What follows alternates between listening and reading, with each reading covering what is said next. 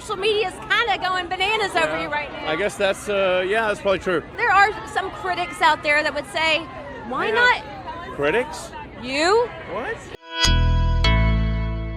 Obviously, the thing that has taken the world over by storm, at least the Twitter world, because Elon Musk literally bought the left wing's existence. He bought their entire existence. And it has created a meltdown that I don't know if it's hyperbole to say that it's like 2016 level. Is this meltdown 2016 level with how they're acting and how they're crying and their hit pieces, their mischaracterizations of Elon Musk and the names they're labeling him now and how they're trying to, spin everything he's doing? It's absolutely different because 2016 is preparing for, like, you had this entire lead up, you had an entire campaign of everything that was happening that eventually culminated in something that for months and months and years they were telling us would never happen. Trump got in office. This is different than that because Elon Musk, until very recently, has been like, no problem. He's a guy, he's very active for climate change, donates to the ACLU, all this stuff. One of these guys, he thought, well, maybe he's not necessarily on our side, but he's kind of an ally. That's shifted so quickly for him. But they've definitely tried to put him on that level in terms of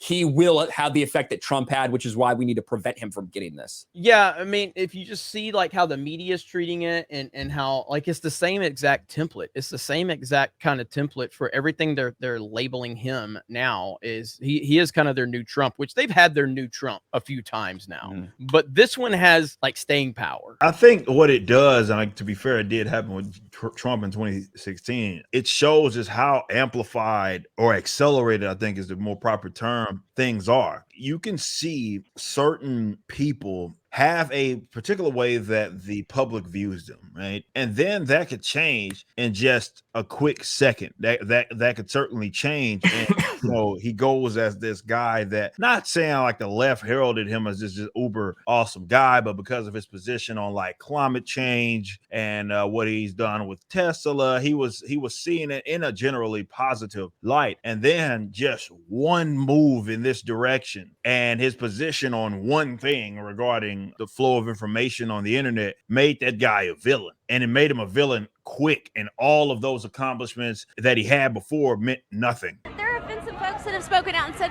why didn't you use the money that you purchased Twitter with to do something for charity, philanthropy, more good with that money?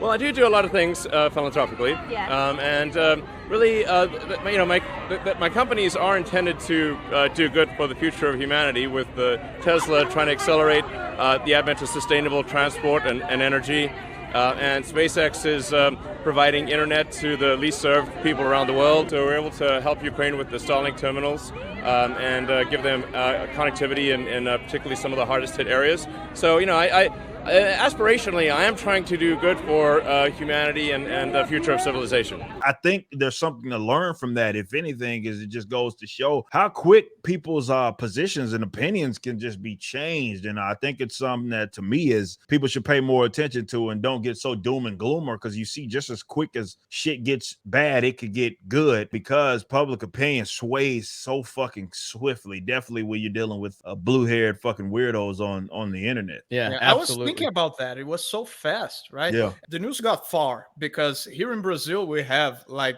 mainstream news media outlets posting tutorials on how to delete your Twitter account. So this is how far it got. Just like when Trump won, we had news media outlets talking shit about Trump. Here we have the same thing with Elon Musk. That's pretty interesting. They need a villain. They need the boogeyman. They have to have a boogeyman. They have to have someone that they can point to go, this is the reason that, everything is bad. And this is the reason why you're a victim in life. And this is the reason why you need to support us so we can help make your life better, because it's so terrible and it's so awful right now. They tried to put it on Joe Rogan. They try to put it on Tucker Carlson. They try to put it on various different people, but it's not going to stick with any of those guys. Elon Musk, it's going to stick. It's going to stick because now he owns Twitter. Now he's even calling out like mainstream outlets. He's calling out the Hunter Biden laptop story. He's calling out Epstein. He's calling out all of this stuff. And then unlike all these other people where they'll post pictures of this person with Epstein or whatever, Elon like addressed it.